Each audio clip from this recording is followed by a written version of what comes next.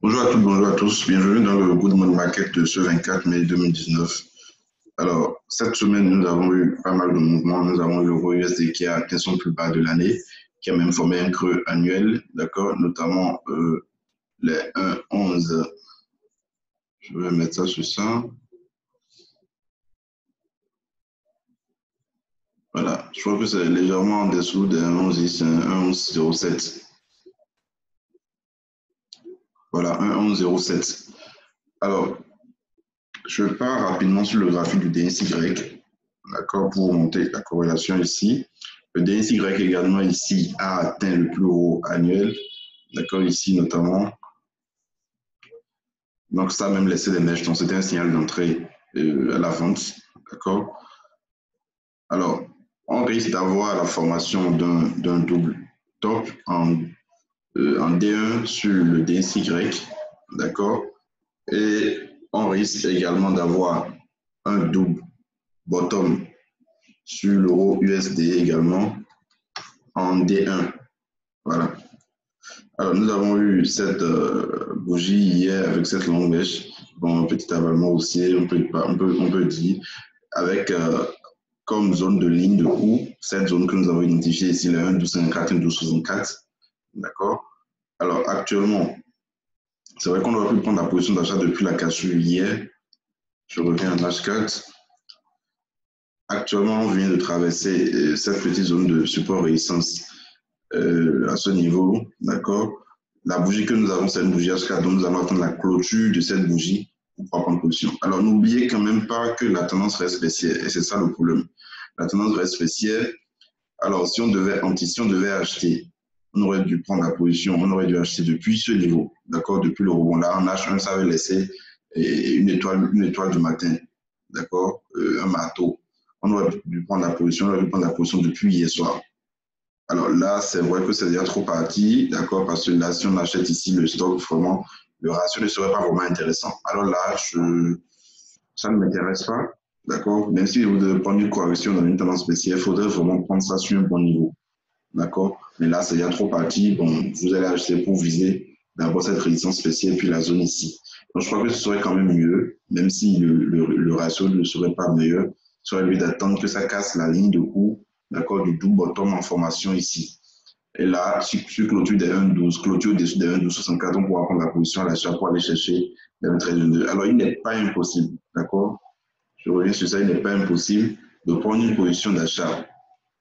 Parce que c'est quand même une cassure. Seulement, le problème, c'est que il y a une forte accélération haussière. Il y a une forte accélération haussière. Il ne faut pas également oublier ce support haussier qui peut repousser le prix. Qui peut repousser le prix sans oublier également. Alors, j'avais tracé les retracements de Fibo tout à l'heure sur ce mouvement. D'accord? Ce mouvement que nous avons eu ici. Là, actuellement, le prix a déjà touché exactement les 61,8% à ce niveau. Ouais, exactement, les 61,8% à ce niveau. Donc, et il y a ce niveau, il y a cette résistance, il y a également ce support aussi qui peut maintenant jouer le rôle de résistance, qui peut repousser le prix. Donc, il y a tous ces paramètres qu'il faut prendre en compte. Donc, c'est pourquoi je disais tantôt que si on avait acheté depuis le plus bas ici, là, on aurait déjà fait un break-even et puis laisser la position courir. Prendre au moins une partie des bénéfices et puis laisser le reste. Mais là, actuellement, acheter ici, c'est un peu risqué. C'est un peu risqué. Si je dois prendre, bon, étant donné que la tendance reste baissière, je peux prendre une vente. Non, il faut regarder également la bougie D1. La bougie en DI, là, c'est pas du tout joli pour une vente. Même si nous sommes en tendance baissière. Alors, je crois quand même que je vais attendre la clôture de la bougie H4, d'accord, à 10 heures pour voir si on aura peut-être une cassure des 61,2%. Peut-être ça donnera un point d'entrée à l'achat sur Euro USD. Ou peut-être aller chercher la résistance baissière et puis la zone. Alors, comme je l'ai dit, si je dois prendre l'achat, ce serait vraiment après la cassure et la clôture au-dessus de cette zone. Là, ce serait vraiment mieux. Voilà. Donc, voilà ce qu'on peut dire sur l'euro USD. Donc, nous allons vraiment suivre ça au cours de la journée. Alors, après l'euro USD, je vais rapidement parler de l'USD CAD, comme d'habitude. L'USD CAD s'inscrit toujours dans son range. Alors, on a eu un faux mouvement dans le groupe de signaux. On avait envoyé un signal je crois que c'était le mardi, où on avait acheté sur un support haussier quelque part ici. Voilà, on avait acheté sur le support haussier ici, donc ça a cassé.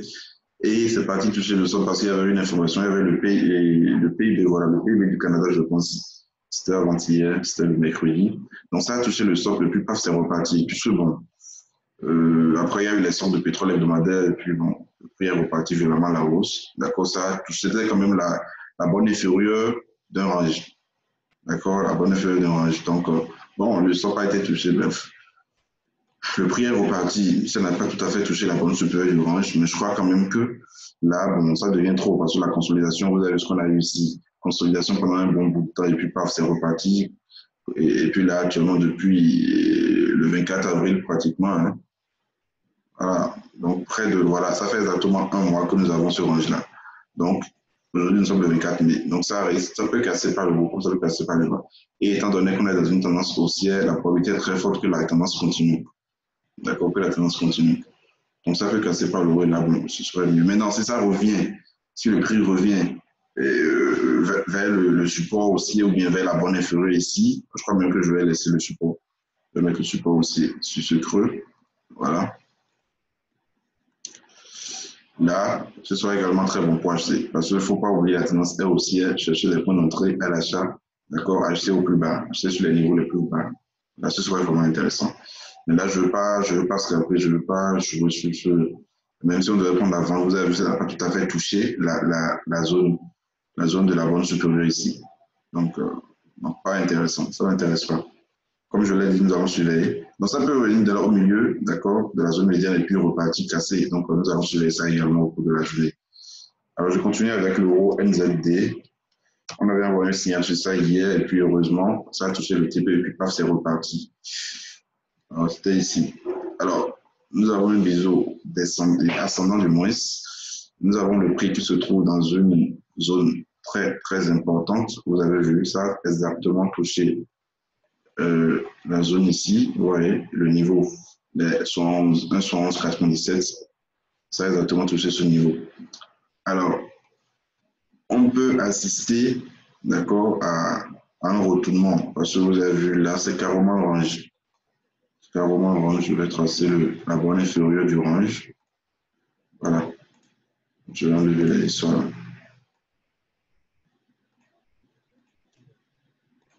Donc, tout ça, c'est déjà passé. Voilà. Donc, ça a commencé ici, ça part, ça revient, ça part. Donc, paf, on peut s'attendre à une nouvelle phase d'impulsion baissière sur euro NZD. Voilà. Maintenant, je crois que ce serait mieux de surveiller la position, la paire en H4 et attendre la clôture en dessous de ce niveau qui a repoussé le prix hier. Une clôture de la bougie, du corps de la bougie en dessous des zéros, des 1.7134. Voilà. 1.7134 ou bien 1.7130. En dessous, là, ça pourra nous donner un bon point d'entrée pour entrer en vente et puis bon, si possible, même prendre un swing. Alors, il ne faut pas également oublier ce support aussi, hein, ça peut également repousser le prix. Voilà. Donc, c'est un niveau, c'est une paire que je vais vraiment surveiller dans la journée.